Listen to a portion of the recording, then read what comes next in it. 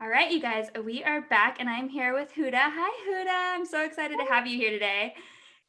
Huda's joining us all the way from Singapore. You guys, this is amazing. I love connection and I love virtual because it brings all of us together and it's so amazing. But Huda is a woman empowerment coach, you guys, and she founded Fempreneur Secrets. And you guys have to go check this out on Instagram. That's what it's called, Fempreneur Secrets on Instagram. And this is the most amazing women empowerment group, women's community, fempreneur community. So if you are a woman in business or just a woman that needs some help with some confidence and needs to stand out, this is the community for you. But I'm going to let Huda tell you just a little bit more about herself and what she has started. So Huda, take the stage. It's all on you. All right. Thank you so much, Kamille, for having me. I think this is a great platform. And you have done great work with your own business as well. So I'm really looking forward to inspire and empower your community. All right. So for everyone out there, hi, my name is Huda, and I am the founder of Fempreneur Secrets. We are an online community that empowers women to start and build profitable and purposeful businesses online.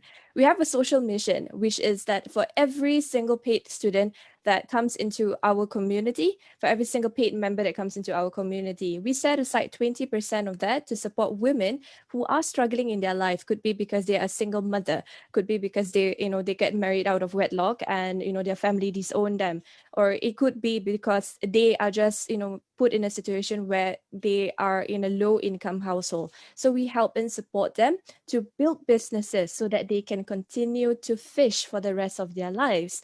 So this is what Fempreneur Secrets is all about. And I've actually been doing all of this for the past, Fempreneur Secrets have been around for the past 3 years. Just like Kamille, we started off also as a podcast. We shared a lot of tips and business knowledge that I've gained in my other business onto that platform.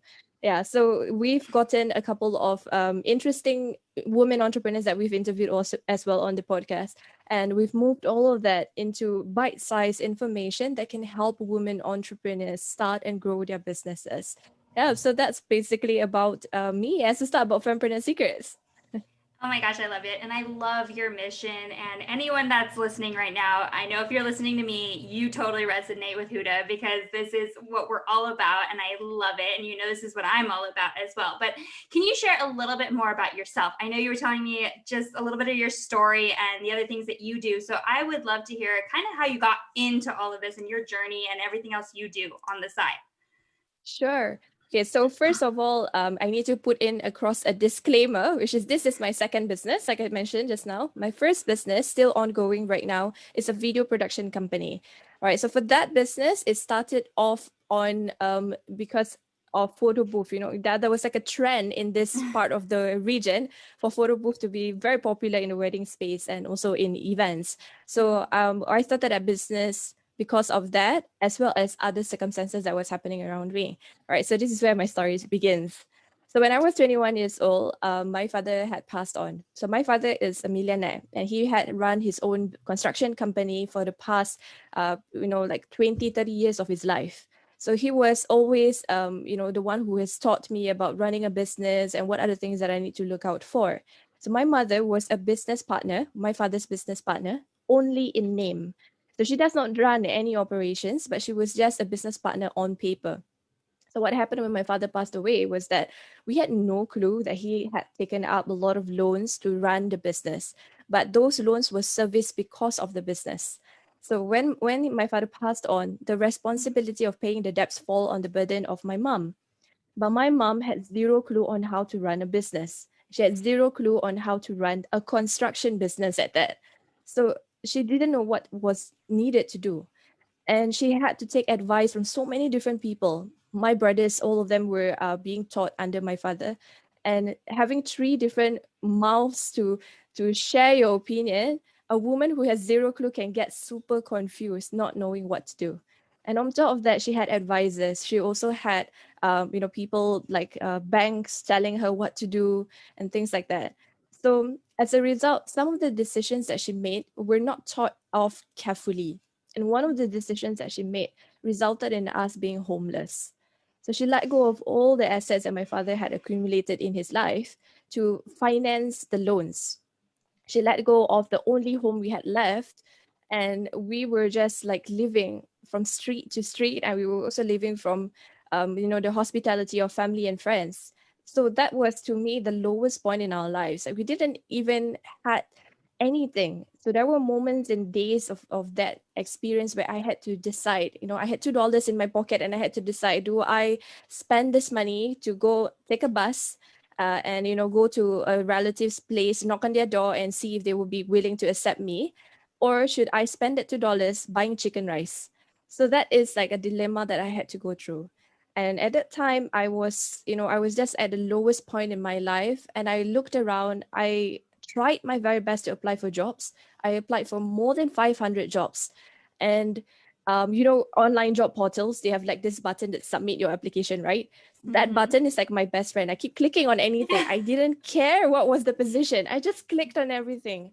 And I didn't even get a single call back. So that was like the most sad part of this whole journey. So, as a result of all these circumstances, I had to drop out of university. I was in my final year and I had to drop out of university. So this was was the reason behind why I couldn't get a job in the first place, because people are thinking, "Oh, you're a university dropout. So what's the value that you're going to be able to give to a company?" And I totally understand that. I was willing to start from ground up. I was willing to do menial jobs. I was willing to even be a cleaner and all of that, but I wasn't able to even get that job. Some jobs, they think I'm overqualified. So I'm like, Oh how my can I be goodness. overqualified? Yes. So it's really, really crazy. And at that moment, I told myself that I think enough is enough. Okay, so I also saw that my mother managed to get a cleaning job. So she became a cleaner in one of Mhm. the hostels that we were staying in. And every single day when she comes back, she would be, like trying to massage her back, trying to massage her lower back.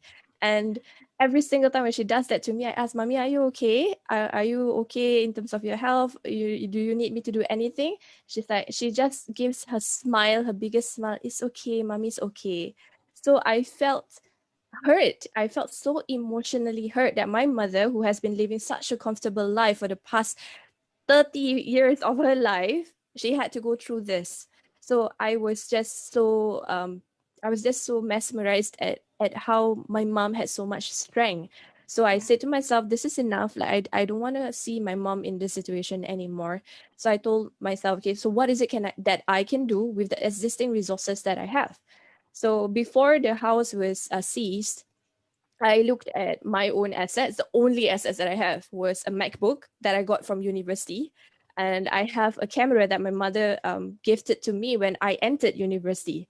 So I had to look at all of these things, and I had an iPhone and I had an iPad that my father gave me as a birthday present. So I looked at all of these things. I'm like, okay, what can I do with this?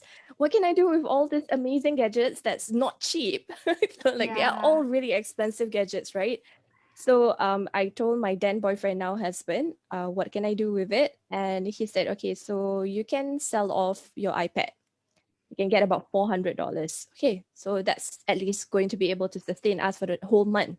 So okay, so that's what I did. I let go of my iPad, got $400, and then after that, when I wanted to pass this money to my mother said, okay, can you just hold on to that money? Don't use this money. We'll just use mommy's salary to pay for whatever we need to pay.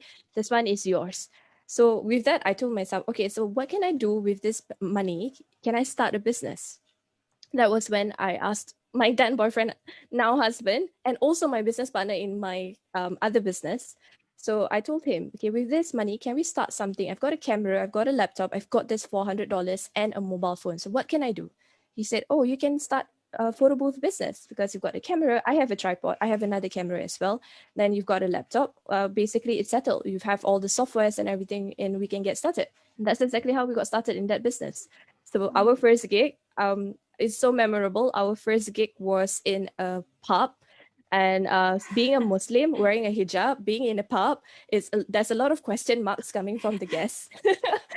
So it was really an interesting experience, and when I got that first gig, it motivated me. I earned my first $400 as a team. And all of us celebrated by having McDonald's. I've not had McDonald's like for 6 months. So McDonald's was like, like the achievement. Okay, so McDonald's, okay, now what can we do next? And then our existing client asked us, do you do event photography? I said, yes. We just said yes all the way for all the questions that people ask. Can you do event photography? Can you do product photography? Can you do this? Can you do that? Our answers was always yes. And we will think about how we can serve the client later. So that's how that first business started. And throughout this whole journey of doing that business, I realized I spoke to a couple of home-based businesses run by women. I also spoke to women entrepreneurs who are leading like 6, 7 figure businesses. And all of them said that when they were first starting out, the biggest challenge that they had was that they didn't have support from other women entrepreneurs. So when I asked that, I was like, why do you not have support from other women entrepreneurs? So the main reason behind that is just simply because there's this there's this view that we still need to be patriarchal. Like men are still sort of like the leader, especially in this part of the world where I'm in, like in Asia, in Southeast Asia, we are still very dependent on men being like the head of or households or the leaders of organizations. So with that regard, I felt that that should be abolished. Like this notion should just be gotten rid of because it's not true. There are successful women, there are great women who are leading successful businesses. So why is it that we are so concerned about trying to appease this men when we can just go at our own flow and our own rate and do what is it that we need to do? So the home-based businesses that I spoke to, I think those were the ones that really inspired me to get started with Fempreneur Secrets, because their stories is pretty similar to what my mom had gone through, where they want to run a business, but they can't because they have to take care of their kids. Their husbands don't allow them to go out to work, or maybe even all the smallest things like they cannot have a bank account, which is really true for some parts of Southeast Asia. They cannot own a bank account without a man signing it up for them, especially when they are married. So I had lots of question marks about the situation at hand. And I believe that the only way for us to overcome all of this is to just empower them with the right skills and knowledge to get started in business. Because with the skills and knowledge, then they will gain confidence to run the business the way that they want to run it. So that's where Fempreneur Secrets was born. A My very long gosh. story.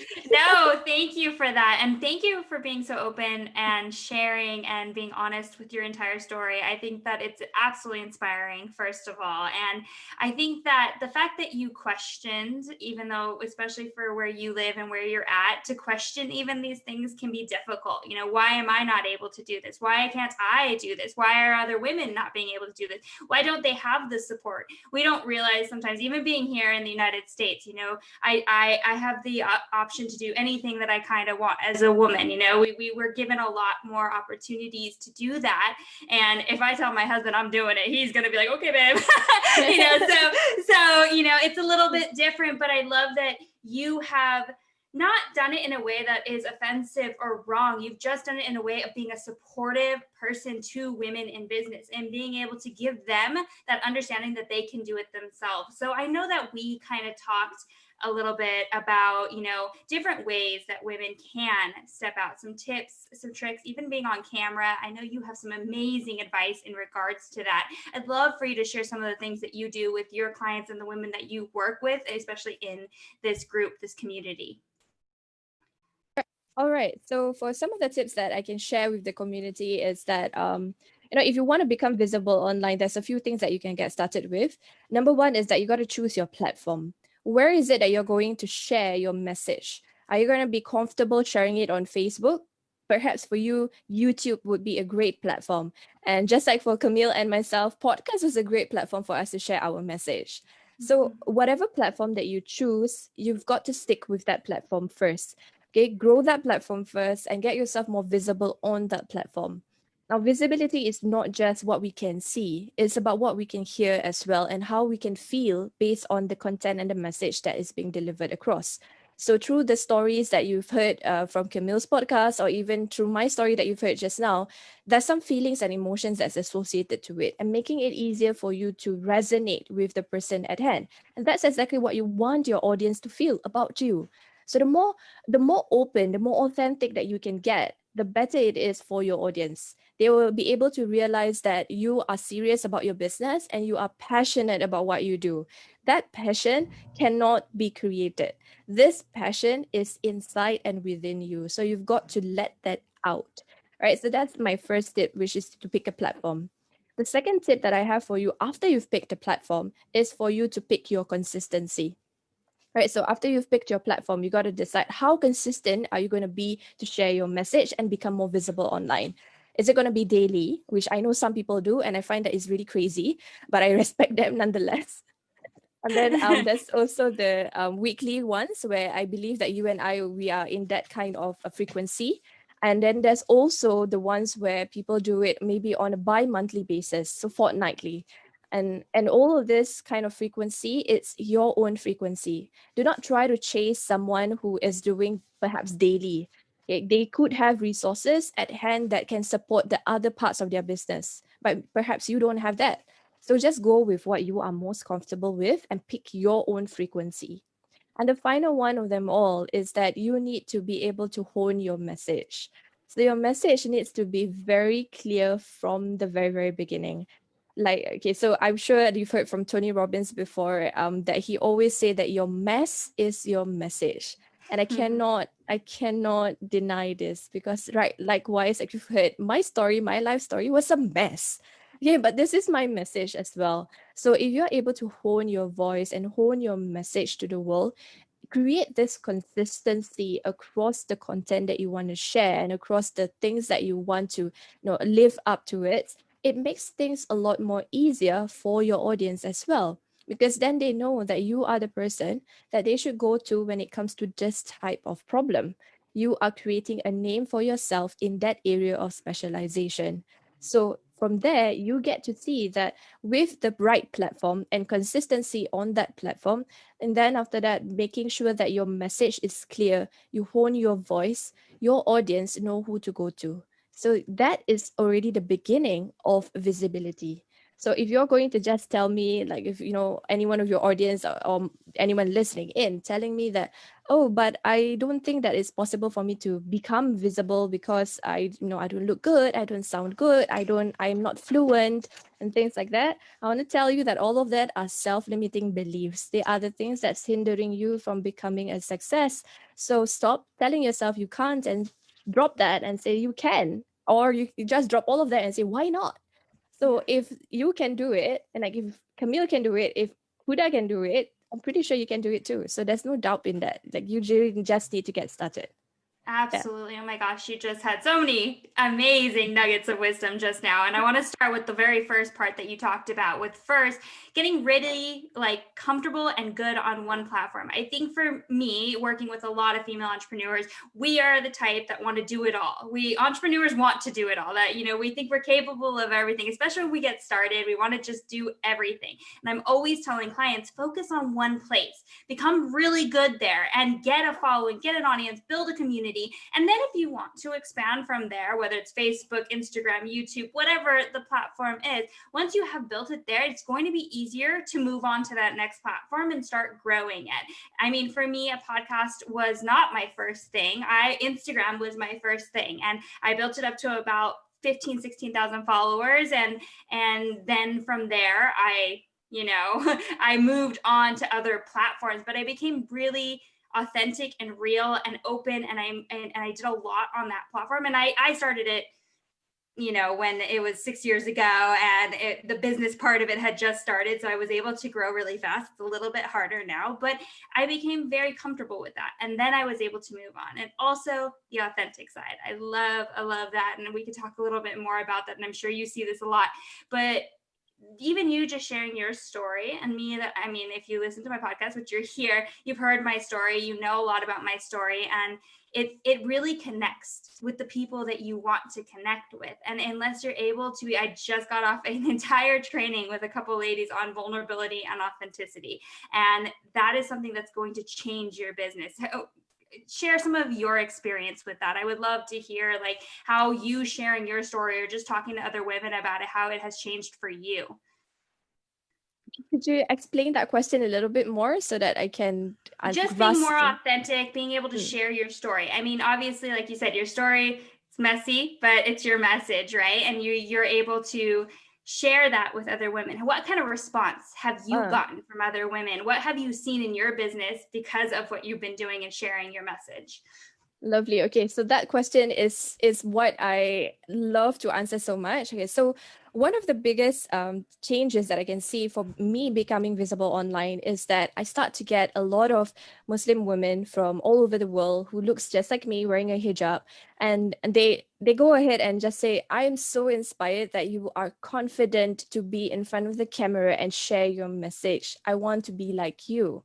So that to me is already a great impact. That is the first change, like for you to want to take the step forward to be that visible person online so that you can get the income that you need for your business, so that you can get the potential clients, and also to grow your following. So that was very, very monumental for me.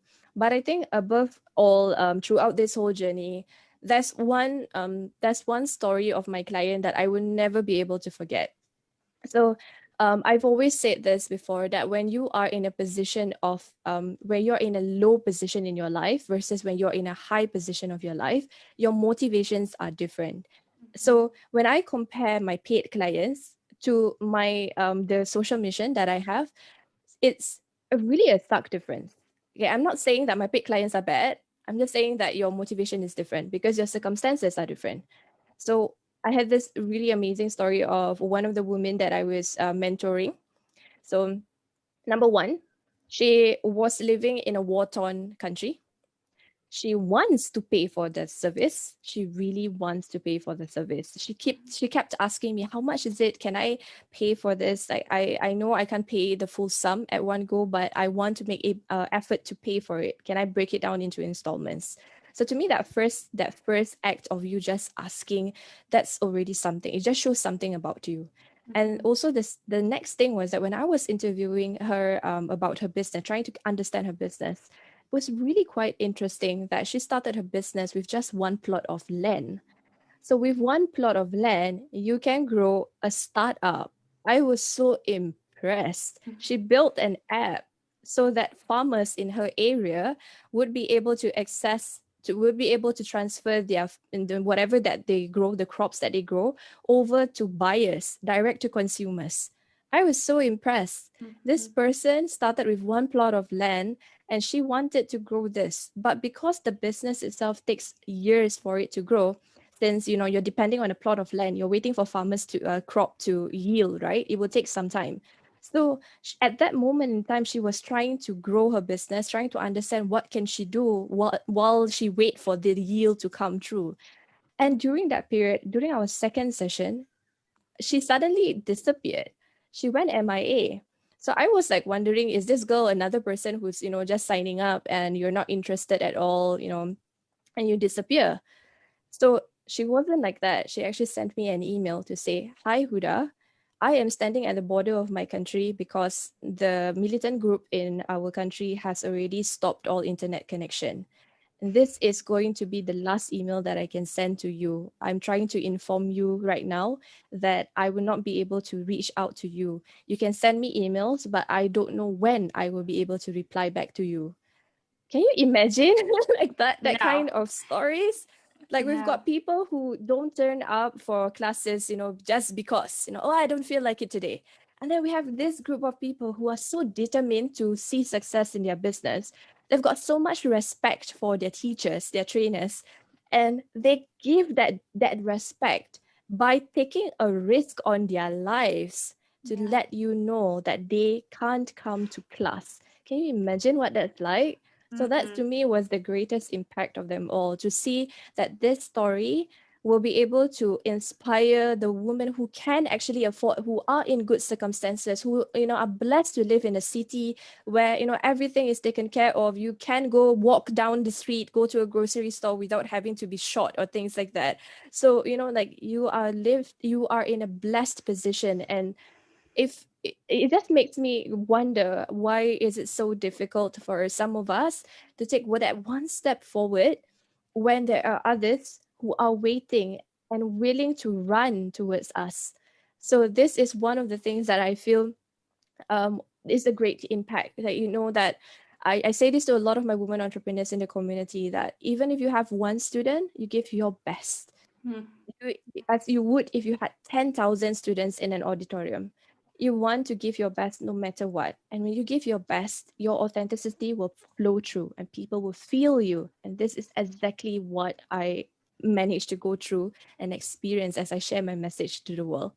Yes, that's absolutely amazing. And I love that you said that, because, it is true. And especially I know that I do have a big, American, Canadian, Australian following. And here we don't have to worry about those things. And and I see it all the time. I see people spend $2,000 on a course and then they don't ever do it, or they say they never finished it. Or I know people that have bought my stuff and haven't finished it. And it's like, you have the opportunity to such amazing resources. And when you have that, take advantage of that, because not everyone can do that, and other people want it so bad, but you're able to just do it and forget about it. And I think that is so strong what you just said, that like your stories and your clients' stories are so inspiring already. I know this is going to hit people on their heartstrings for sure.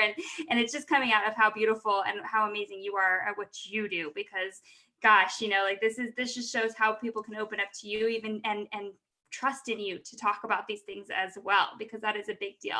I also wanted to kind of go back to when you were talking about your 3 tips about getting on video and feeling like you have to be all dolled up or look a certain way. And I always tell this story, and it's a funny story, because I used to do that every time I would get online. Every time I would make a video, I had to have a full face of makeup, my hair done, like, all that stuff. And yeah, it did all right, but I wasn't being me, because I don't wear makeup like ever. So it's kind of funny that I would get all dolled up for these videos. And the first video that I ever did where I decided to wear no makeup and just be myself, I got a speaking gig from it. And it's kind of funny because I never thought, oh my gosh, I'm a mess. Oh, well, like I need to get this done. And of course there's a sense of professionalism, but at the same time, if every time you have to do a video, you have to wear makeup or feel like you have to be dolled up or look perfect, you're not being authentic to yourself. And I know most women don't sit and wear makeup every single day, but I'd love for you to talk about yourself getting on camera and becoming confident. And obviously a lot of women see this confidence in you and have even said to you, I wish I was you. I'd love for you to share how you do that. How have you gotten to this place of just being comfortable in front of the camera, however you are, and just be able to speak your truth? All right, so this is a very, very good question, as well as a topic that I love to talk about. Okay, so my experience, as I've shared earlier, is that I run a video production company. So for a long time, I was the one telling my clients what to do. So I know what it is to do. But when it's your turn to be in front of the camera, a lot of things can happen. You could just, you could just keep quiet, stare blankly into the lens and not know what to say. That happens. And or you could have the situation where you're just shaking like nobody's business. You're just trembling when you're in front of the camera, when there's no one around you, it's just the camera. So what I normally do right before I step into the camera is that I always tell myself that the camera is my friend. So I don't care about anything else except that the camera is my friend. So it's just like when you have coffee with your best girlfriend, you want to give your undivided attention to that person, right? You want to give your best attention to your BFF. You want to let her pour out everything, but you also want to be able to be valuable and give her good insights into her life. So that's exactly what I do. I look at the camera and I tell myself, there are 10,000 different lives out there behind this camera waiting for me to share my message. So if I don't look at it as a friend, I will not be able to be as authentic and as real as I can with my message. That's number one. The second thing that I do right before I step into the camera is that I really get myself prepared with the content that I want to share. So I used to write full scripts. Crazy. I used to write full scripts for my videos. And then a friend of mine said that you don't sound real. You sound weird. And I acknowledged that. So I said, okay, I'm just going to come up with a title and maybe 3 or 4 points for each of the title. So just the headers of the points would be good enough as a draft. And if you are really good at what you do, like you said, you call yourself an expert, a specialist at what you do with your years of experience that you are in, the content will flow naturally. This is just how it is. But if you're really, really new and starting out in that world of or industry that you are in, you need to do more research beforehand. So read up, watch other people's videos, watch documentaries, even listen to other people's podcasts, get yourself more acquainted with the knowledge first. Then you step in front of the camera. That's like one of the tips that I give my clients as well. So I think this is one of the most helpful. Get yourself familiarized with the content, but don't overwhelm yourself with the message. So just go out there, just go with the first thing that that you've already come up with, the title, and then 3 or 4 points to explain it. And then, of course, the final part of them all is that after you are already starting the video, you tend to feel that you are rambling on, which is very normal when you're first starting out. It's okay. Just tell yourself that it's okay to make mistakes. It's okay because when you need to make those mistakes to learn from them. If you don't get started today, there's no mistakes to be made because you've never started. So you just need to get started and make the mistakes so that you can improve yourself. And one of the things that I like to say to my women entrepreneurs in the community as well is that whether you are practicing or it's the actual recording, record anyway. So that you can see how your progress is like. Like maybe when you first started talking about the topic, you talk nonsense, which happens. Right? And then like the second time, you started to firm up your thoughts and you feel more familiarized with the topic. And you're like, oh, that's the confident person that I want to see. And so that's how it's like, make the mistakes that you need to make in order for you to become more comfortable and confident in front of the camera. Absolutely. It takes practice, it's not going to happen right away. And I know for me, I would stop, re-record, stop, re-record. And at one point I had to just tell myself, just do it. And I started going live just to make myself do it. I would just start to go live on Instagram because I knew that if I kept trying to record and post, I would never, ever post them. So I started going live to just get myself to do it. And you know what? No one expects you to be perfect, especially in this. If you are not someone that's a speaker, you're just trying to get out your story, you're just trying to share, you're just trying to impact others. You don't have to be perfect in everything that you say. And sometimes those tangents, those natural tangents, are something that comes out of it that can be so beautiful and so amazing that we weren't even expecting it.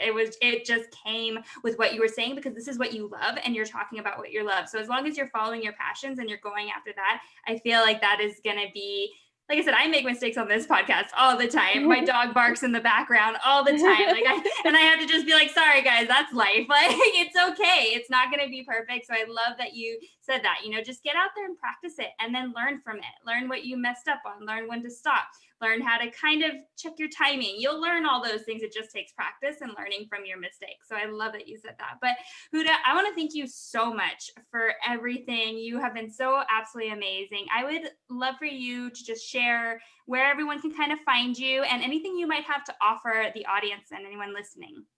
Sure. So if you are listening and you want to get connected with me, you can follow me on Instagram, Fempreneur Secrets.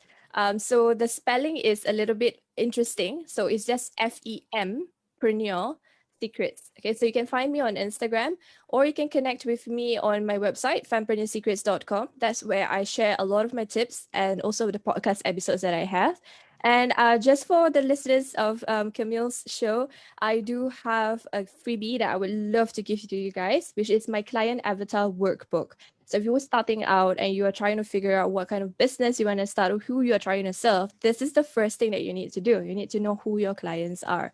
So in order for you to get access to this workbook, you can just go on over to fempreneursecrets.com/avatar and you'll get access to that free workbook. It's about 20 pages long. So it's really intensive. Answer the questions, you'll be able to craft your own client avatar and get started in your business.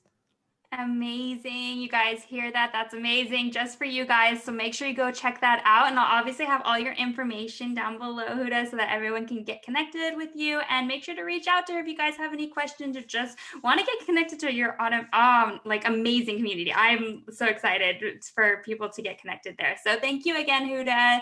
And we appreciate you being on. Thank you so much for having me. I enjoyed this conversation. I really hope that the audience is listening in would definitely gain at least one nugget of wisdom from me. Absolutely. Thank you. Bye. Thank you.